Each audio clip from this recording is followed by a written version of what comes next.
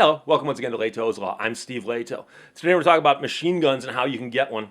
And I have to tell you, it's inspired by comments under a video I did a while back about what the police can do with respect to searching your vehicle at the roadside. And the video's been up for some time now, but a recent series of comments have appeared underneath it and a lot of traffic. And a bunch of people wanted to argue with me about a comment I kind of just threw away in there, which happens once in a while. It's kind of like heaven forbid a Toyota in my Don't Buy an RV video. That comment has gotten more traction than anything else, apparently. So, in my video about traffic stops, I talked about something being in plain view. And I gave the example. I said, if a police officer is legally on your front porch and could look in your window and see a machine gun on your coffee table, he might ask you, hey, what's with the machine gun? Do you got a license for that? And I had several people complain and say, Steve, number one, the police officer can't bust into your house and take your gun from you. And I said, well, I never said he did. And they said, well, how can you tell it's a machine gun? And I said, well, I made up the fact pattern. Fact pattern said it was a machine gun, so it was a machine gun. And then I had several people say, Steve, there's no such thing as a license for a machine gun. And in fact, one guy said, all you do is you pay $200 and you get a machine gun. And I said, I think it's a little more complicated than that. And then, of course, that's when I get all the insults and tirades and so on. And so I decided that I'd revisit the issue because I looked at this previously. I mentioned briefly sometimes, I think, that I am a historian. My undergraduate degree is in history, and I've read countless books on World War II history. So I know a bit about World War II weaponry. And so I had a friend I was talking to about this a while back, and he goes, oh, by the way, there's a whole process you can go through, but you can get a machine gun. So the interesting thing that many people don't realize is that machine guns can be legal to own, okay? They can be. And there's a lot of confusion on this, so I'm going to explain to you how it would be if you wanted to get yourself a machine gun. But it's not as simple as simply paying a fee, and I would argue and say that, yes, you actually do need a license. It might not be called a license in that sense. I know people who think that if it doesn't have a plastic card shaped like this that goes in your wallet and say license on it, it's not a license. But there's a process you've got to go through and get approved.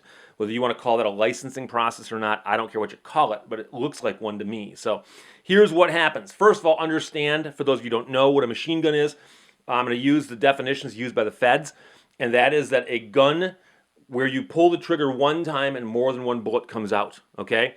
So, imagine a shotgun, right? You pull the trigger, one thing happens. Bolt action rifle, put a cartridge in there, click, click, click, fire it, boom, one bullet comes out. German MG42 machine gun, like featured in Saving Private Ryan, belt fed, pull the trigger, all kinds of bullets come out, okay? So it's more than one bullet per trigger pull. And don't confuse that with the bump stocks, because technically speaking, that trigger is getting pulled each time a bullet comes out. And I don't want to get into an argument with the gun purists out there who want to discuss this kind of minutia. I'm simply talking about the machine gun definition by the feds, because this is what you got to go through if you want to legally buy a machine gun in America and possess it, own it, and all that stuff. So I looked at a couple different websites to discuss this. I also looked at the federal government's website for the form you fill out. And so the first thing they tell you is you got to make sure you're not on the list, the bad list. There's a list of people who cannot own machine guns, okay?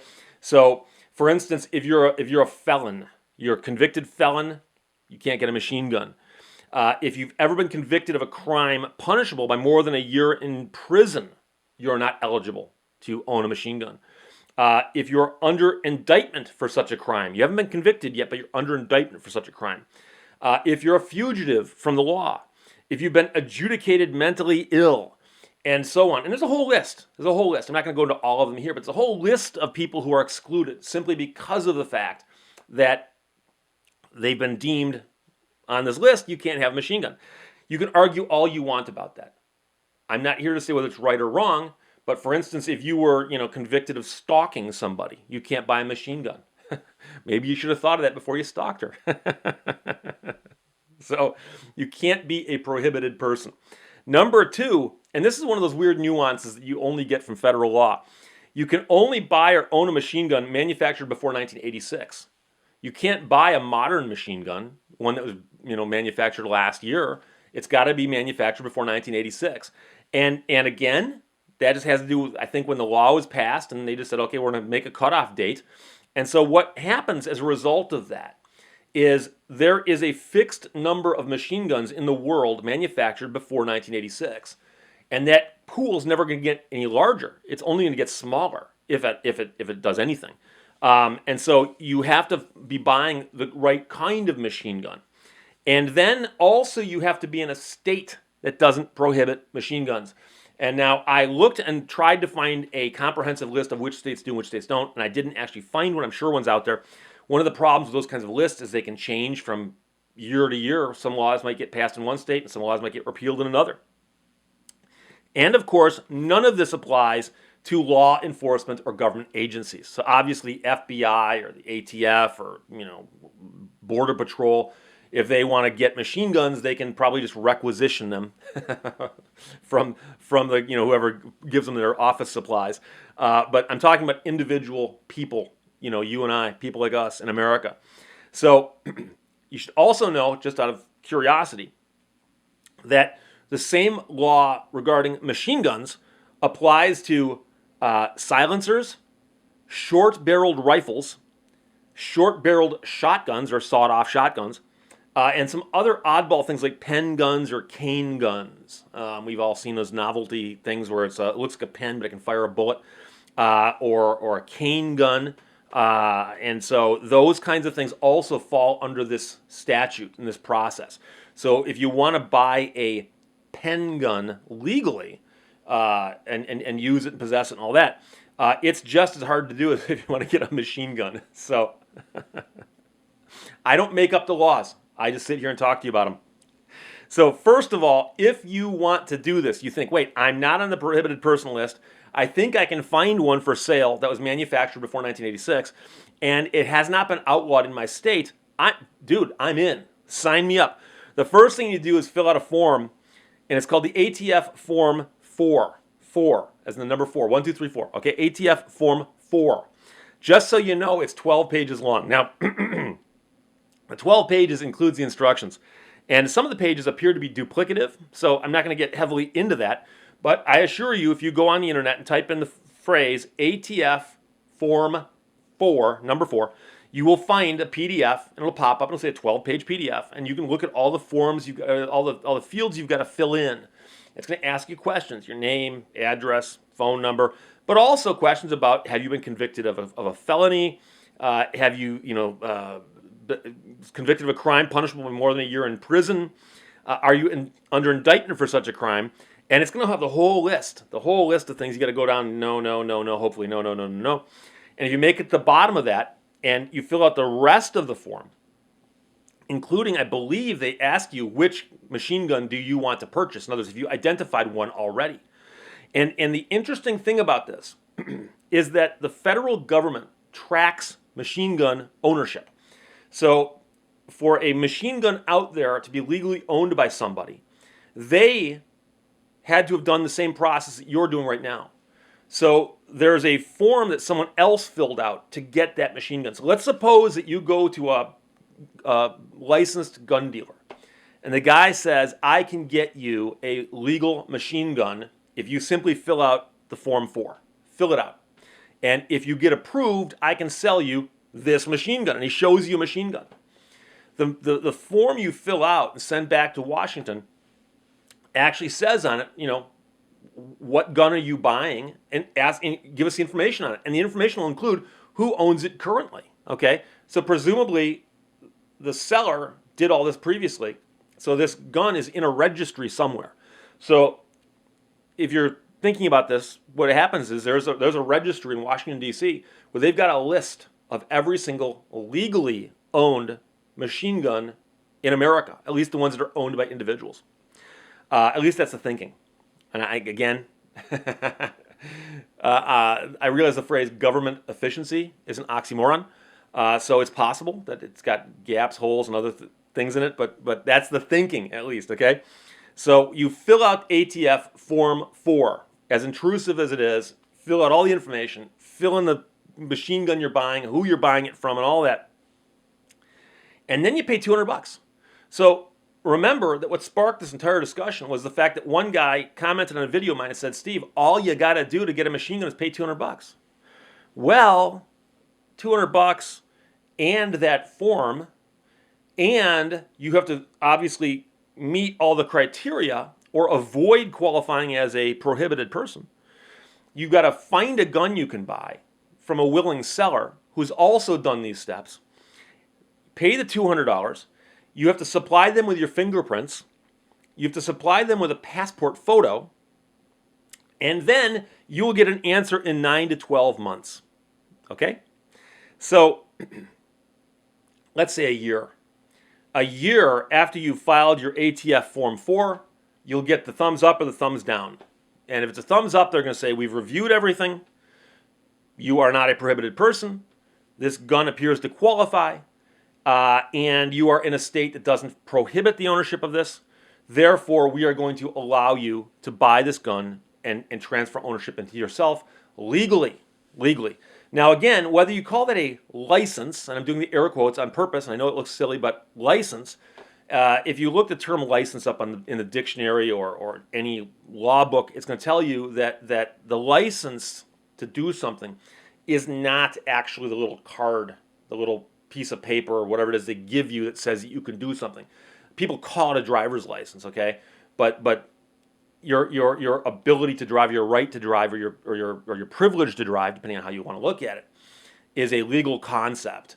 And so the idea that all you do is pay $200 and you can get a machine gun is a gross oversimplification of the fact that you really have to fill out an application, submit it to a governing body, and then they will either approve or disapprove that application. I would argue and say that their approval of that application could be called a license. But again, people want to split hairs with me, that's fine. The other thing I need to tell you, and again, I'm preaching to the choir on this one if you're a gun person, because you probably know this, but machine guns are expensive. It turns out, and this makes sense if you study economics, that due to supply and demand, well, the supply of machine guns is never getting any larger. At least not right now. So the machine guns manufactured before 1986 is theoretically a discrete number. It might not be known or might not be known accurately, but again, somebody in Washington's got a list of all the legally owned machine guns in the U.S. And so if you want to buy one of those guns off that list, well, it turns out the people who've got the guns on the list realize, hey, these things are hard to come by. They're somewhat rare, and there's such a pain to get that they're valuable. So I'm admitting I got this off of just surfing the net for about half an hour last night, looking at prices of machine guns, and I hope that my search didn't wind me up on some kind of TSA list or something. I didn't look up any of the other trigger words, but my concern is, how do I buy a machine gun might have wound me up on a list someplace. And by the way, that kind of comment's the kind of comment people are going to go nuts about below. I'm not advocating government big brotherism. I'm merely pointing out that it might exist. So the prices of machine guns have gone up. So I'm sure you know that there are guns out there that look like machine guns that aren't. Okay? And again, getting back to the definition of machine gun is one where you pull the trigger once and it'll continue, it'll fire more than one bullet per trigger pull. And so I know famously that, guns that we've had in our military often have a switch on them, and you can put the switch on single shot, so it goes single shot each time. You can flip the switch where you pull the trigger once, it shoots 3 bullets, so on. And so that gun, because it can do that, is a machine gun. They sell civilian variants of that gun that do not have the multi-shot capability. They only shoot once per trigger pull. And so the gun, if it's configured in such a way that it does not operate as a machine gun, can then sometimes be sold to the public. And so most civilians who don't know anything about guns see one of those guns and go, oh, it's a machine gun. The same way people, oh, it's an assault rifle. These are terms that people throw around without knowing what they mean. So the point is that the cost of machine guns has skyrocketed. So, back in the old days, go back to the days of the gangsters, when you could walk into a hardware store and buy dynamite and a Tommy gun, walk out. What do you, just Christmas shopping. You could buy machine guns and they didn't cost that much more than regular guns. In fact, they might have cost the same depending on how they're configured. Well, it turns out that now that you have a limited supply of machine guns, those have skyrocketed. I saw some websites that talked about how it could be even like a factor of 10, meaning that if you had the same gun that was not a machine gun and next to it the gun that is a machine gun, legally owned, that the legally owned gun might cost you 10 times what the non-machine gun might cost you. So if you're willing to pay that price and go through this intrusive check with this application and pay the money and you're not on the list of prohibited persons, then yes, you can get yourself a machine gun. And it would be perfectly legal for you then to possess it. Okay. Now, if the police officer is standing on your front porch, knocks on the door, and says, "By the way, is it a machine gun on your front table?" You can decide for yourself if you want to answer that question. I'm not even going to get into that here. Okay. But my point is that if somebody asks you, "Do you have a license for a machine gun?" Again, like I said, it might not look like a driver's license, but there is some government entity somewhere that's got to sign off on your application and say, yes, we are approving you for this. And now you have the right to do that. And the right to do that is kind of what I was getting at when I said, do you have a license for this? So again, you want to split hairs, knock yourself out. In case you're curious, Eau Claire, Michigan is also a town down here. So I have to say hello to my friends in Eau Claire, or as they call it, Eau Claire. I kid you not. Questions or comments, as always, shoot them my way. Otherwise, thanks for watching. Thanks for listening. Bye-bye.